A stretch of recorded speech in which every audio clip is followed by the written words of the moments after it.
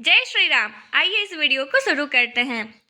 Hello, welcome all. मैं Mridul Bhardwaj, department of atomic energy NPCIL, आप सभी का स्वागत करती हूँ। जैसा कि ये वीडियो बहुत ही इम्पोर्टेंट रखती है जो भी जिनका भी सपना है डिपार्टमेंट ऑफ एटॉमिक एनर्जी में आने का, ठीक है। क्योंकि मैं सबसे पहले आपको ये बता दूं कि अभी तक जो है आपको नंबर ऑफ वैकेंसी भी इसमें अच्छी है, सारे ब्रांचेस के लिए आई हुई है। और आपको जो एग्ज़ाम देने के लिए आपको टाइम भी मिलेगा, जिससे आप अपनी प्रिपरेशन भी काफ़ी अच्छे से कर सकते हैं, चाहे वो आपका रिटर्न हो।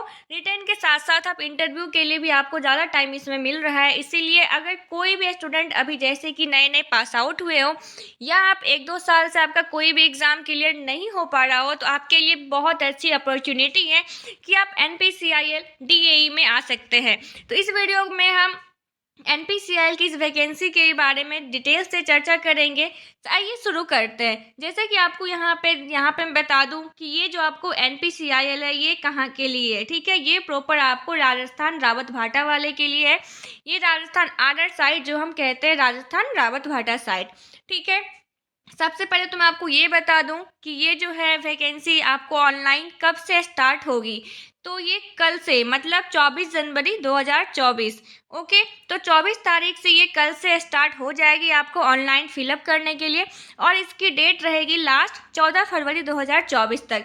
तो मैं आप सभी को कहना चाहूँगी कि आप लोग लास्ट डेट का वेट ना करें, क्योंकि लास्ट टाइम में सर्वर आपको डिले चलने लगती है, जिस कारण से फॉर्म काफ़ी का छूट जाता है फॉर्म फिलअप करने के लिए। इसलिए अगर आपको DAE में आना ही है तो आप फॉर्म सारे एप्लीकेशन अच्छे से तरीके से देख के भर सके, ठीक है, ताकि आप उसके बाद सिर्फ अपनी पढ़ाई पे फोकस करें, क्योंकि आपको जो है रिटेन निकालना है और इंटरव्यू। तो मैं आपको बताते चलूँ कि मैं अभी राजस्थान रावत भाटा वाले में ही हूँ, ठीक है। इसी साइट पे मैं भी साइंटिफिक असिस्टेंट के रूप में कार्यरत हूँ। तो मैं आपको जितना भी मेरे से हो सकता है कि मैं आपकी कोशिश कर सकूँ, चाहे वो आपको रिटन एग्ज़ाम की डेट से लेके हो कि एग्ज़ाम तब कब तक हो सकती है, या आपकी इंटरव्यू से, तो जितना भी मैं आपको बता सकूं शायद वो आपके लिए बहुत ही बेनिफिट रहेगी। तो यहाँ पे सबसे पहले आपको यहाँ पे बताऊं कि ये जो है आपकी सारी जो भी ब्रांचेज हैं आपकी, चाहे आप इलेक्ट्रिकल, इलेक्ट्रॉनिक्स, मैकेनिकल हो, या आप अगर BSc फिजिक्स वाले भी हैं तो BSc फिजिक्स वाले भी एलिजिबल है। तो इसीलिए आप जो भी हैं, अगर आपका इंजीनियरिंग ब्रांचेज वाले हैं तो वो भी यहाँ पे फॉर्म फिलअप कर सकते हैं। अगर आपने ग्रेजुएशन BSc या आपने MSc भी फिजिक्स से कर रखी है तो आप यहाँ पे कर सकते हैं कि नहीं, ये सारी चीज़ें आपको डिटेल्स में पता चलेगी। सबसे पहले आइए हम देखते हैं नंबर ऑफ वैकेंसी इसमें कितनी है। तो टोटल जो है आपको कैट 1 के लिए स्टिपेंडियरी ट्रेनिंग या साइंटिफिक असिस्टेंट, ठीक है, मतलब STA कब बोला जाता है, जब आपकी जो है ट्रेनिंग पीरियड में आप रहते हो तब आपको ST कहा जाता है, स्टिपेंडियरी ट्रेनिंग। और जब आपकी ट्रेनिंग खत्म हो जाती है, ग्रेडिंग हो जाएगी, तब आप बन जाओगे साइंटिफिक असिस्टेंट। ओके, तो इसकी टोटल नंबर ऑफ जो वैकेंसी है 50 है टोटल, मतलब इसमें सारे ब्रांचेज इंक्लूड है विथ आपको फिजिक्स, ठीक है। और टोटल आपको जो है PWD मिला के ये टोटल आपके 53 बन जा रहे हैं, मतलब जिसमें आपको ST और PWBD में आते हैं, एक ST के लिए और 2 आपको PWBD के लिए। तो आइए अब हम देखते हैं कि आखिर डिसिप्लिन वाइज, इंजीनियरिंग वाइज किस में कितने नंबर ऑफ वैकेंसी है। तो सबसे पहले है आपको मैकेनिकल इंजीनियरिंग। जो भी आप डिप्लोमा किए हुए हैं मैकेनिकल से, उनके लिए 23 सीट है टोटल, ठीक है। और 2 आपको जो है यहाँ पे देख सकते हो, यहाँ पे टोटल 2 कैटेगरी B वाले में, जिसमें कि आपको 2 सीट है PWBD में, मतलब आपको मैकेनिकल में ST में कोई भी सीट नहीं है, टोटल 23 है। वैसे ही आपको इलेक्ट्रिकल में देखो तो इलेक्ट्रिकल में टोटल नंबर ऑफ वैकेंसी 12 है, 12 है।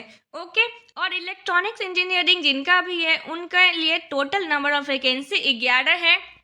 तो नंबर ऑफ वैकेंसी भी आपको अच्छी है, क्योंकि किसी भी अगर आप एग्ज़ाम देते हो तो उसमें ज़्यादा से ज़्यादा 2, 3, 4 इस टाइप से आपको नंबर ऑफ वैकेंसी देखने को मिलती है। तो ये आपको अच्छी अपॉर्चुनिटी भी है कि ठीक है, बहुत ज़्यादा एम नहीं है, लार्ज अमाउंट नहीं है कि 50-100 है, लेकिन जो भी है बहुत अच्छी है। 11, ठीक है, 11, 12, 23 आप अपनी पढ़ाई इस तरीके से करो कि आपकी जो यहाँ पे अभी तो ये देखो आपके पास बहुत अच्छी अपॉर्चुनिटी है, क्योंकि आपके पास टाइम भी बहुत ज़्यादा है, क्योंकि ये एग्ज़ाम कंडक्ट होगी, फिर आपका रिटेन हो जाएगा, आपके रिटर्न के बाद इंटरव्यू, मतलब आपके पास टाइम भी इनफ है कि आप अपनी पढ़ाई को कंप्लीट अच्छे से कर सकते हो। उसी प्रकार से हम देखें कि बीएससी फिजिक्स में टोटल नंबर ऑफ वैकेंसी 4 है। ठीक है, तो जो बीएससी फिजिक्स वाले हैं वो टोटल नंबर ऑफ वैकेंसी 4 है। जो भी आना चाहते हैं वो ज़रूर आए, उनके लिए भी यही सेम पोस्ट रहेगी एसटी। अगर ट्रेनिंग पीरियड में है, ट्रेनिंग खत्म होने के बाद ऐसे बन जाओगे साइंटिफिक असिस्टेंट। ओके, आइए अब हम देखते हैं कि इसमें जो है आपको टोटल मतलब देख लेते हैं हम आगे कि सबसे पहले कोई भी अगर है तो आप लोग जो है अपनी सैलरी की भी देखते हो, बेसिक सैलरी भी हम लोग देखते हैं। तो आपको मैं बताते चलूँ कि एनपीसीआईएल में जो है, ठीक है, क्योंकि कोई भी पढ़ाई अगर आप करते तो आप चाहते हो कि हम सैलरी भी देखते चले, तो मैं आपको बताते चलूँ कि एनपीसीआईएल की सैलरी बहुत अच्छी होती है। इसमें मतलब पैसे आप बहुत ही कमा सकते हो। आपको आगे पता चल जाएगा इसमें कितना डीए मिलता है, कितनी आपकी बेसिक पे है। बस मैं आपको ये बताते चलूँ कि ये जो एसए वाली पोस्ट है, ठीक है, एसटी, ये इसकी बेसिक पे आपको कौन सी है मैं आपको बताऊं तो यहाँ पे चलते हैं एसए की बेसिक पे। एसए की बेसिक पे जो आपको यहाँ पे दिख रही है 35,400 आपकी बेसिक पे है, और डीए भी अभी अभी बढ़ी है 2023 में 46%। ये भी आपको जो है डीए पहले 40% था, फिर आपकी ये इंक्रीज होकर 46% हो गई है, जो कि पर मंथ आपको इतना बन रहा है 16,284। तो आपको सैलरी जो है इन हैंड इतना बनता है, ठीक है, लेकिन इससे बहुत ज़्यादा मिलता है जब आप इसके ऐसे में आ जाओगे एनपीसीएल में, तो आपको काफ़ी कुछ आपको जो है बहुत सारी इसमें बताऊं कि सैलरी के मामले में एनपीसीएल बेस्ट है। अगर आप पैसे कमाने के दृष्टि से आना चाहते हैं तो आप एनपीसीएल ज़रूर ज्वाइन करें। ठीक है, ये तो आपकी सैलरी हो गई, क्योंकि कोई भी है कैंडिडेट तो पहले वो सैलरी देख के चलता है, लेकिन ये सैलरी आपको जो है ट्रेनिंग के बाद की है। मैं आपको बताते चलूँ कि जब तक आप ट्रेनिंग में रहोगे, ट्रेनिंग में आपको जो है फर्स्ट ईयर 24,000 पर मंथ दिए जाएंगे। आपकी ट्रेनिंग 1.5 साल की रहेगी, और अगले 6 महीने के लिए आपको 26,000 दिए जाएंगे। 3,000 आपको फर्स्ट टाइम में मिलेगा बुक खरीदने के लिए, आपके जो भी बुक से आपको पढ़ने रहेंगे उसके लिए। ठीक है, अब मैं आपको बताऊं, ये आपकी सैलरी हो गई, क्योंकि सैलरी देख के आप मोटिवेट थोड़ा हो गए होंगे, उम्मीद करते हैं क्या, ताकि आप एनपीसीएल में आने के लिए अच्छे से पढ़ाई कर सके। अब हम देखते हैं कि एनपीसीएल में जो है बेसिक चीज़ें वो क्या सब और मांग रहा है कि हमें फॉर्म फिलअप करने में देने होंगे। एक तो ये है कि एसेंशियल फिजिकल स्टैंडर्ड, हाइट और वेट। ठीक है, हाइट और वेट जो है आपको कैट 1 के लिए आपको जो भी डिप्लोमा होल्डर्स है, ओके, या आप फिजिक्स वाले हैं तो दोनों के लिए सेम ही आपको फिजिकल स्टैंडर्ड रखी गई है। Minimum height 160 cm, minimum weight 45.5 kilo.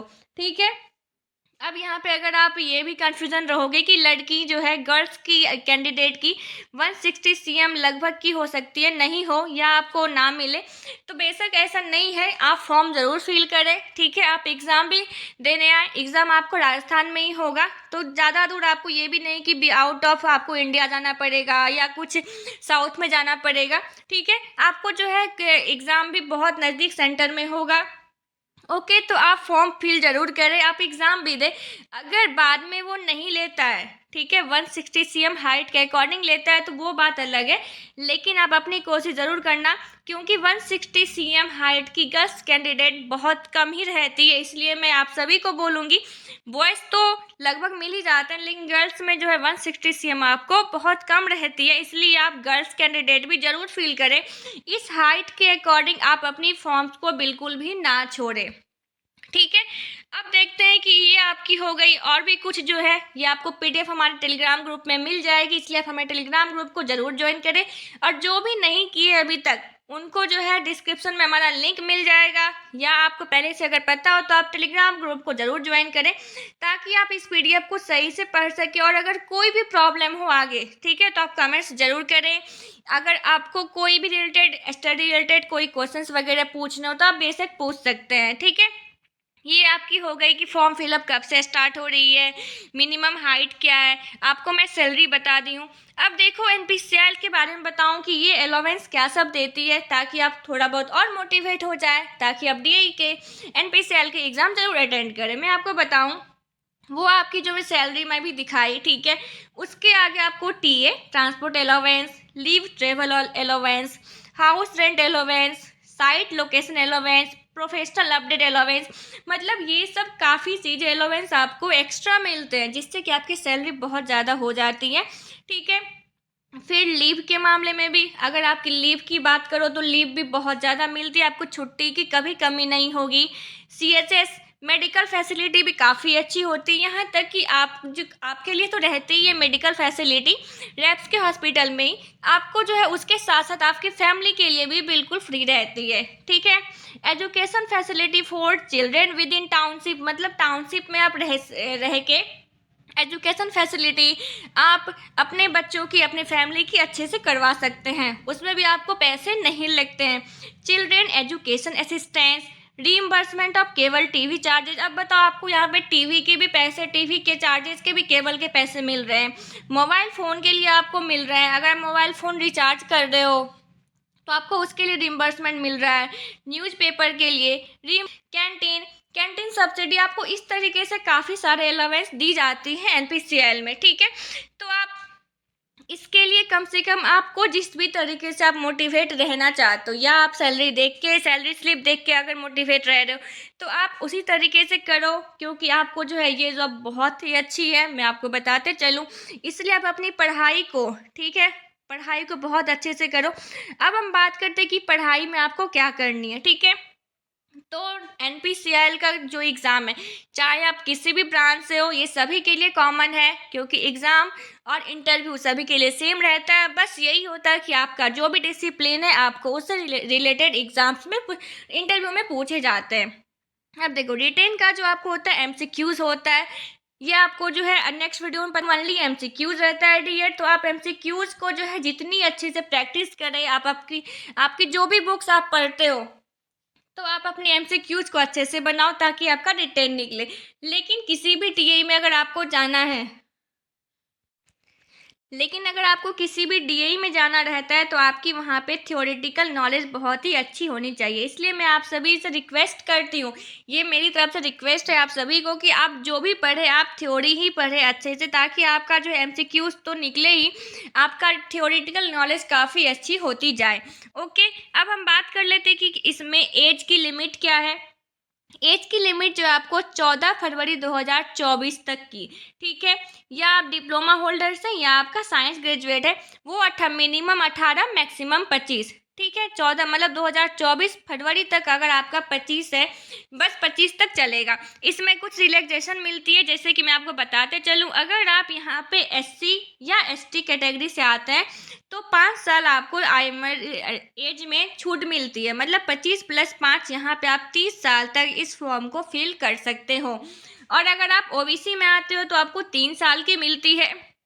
ठीक है, इसी तरीके से अगर आपका PWBD कैटेगरी में अगर कोई आता है तो उसे 10 साल की रिलैक्सेशन मिलती है, मतलब 25 + 10 35, ठीक है।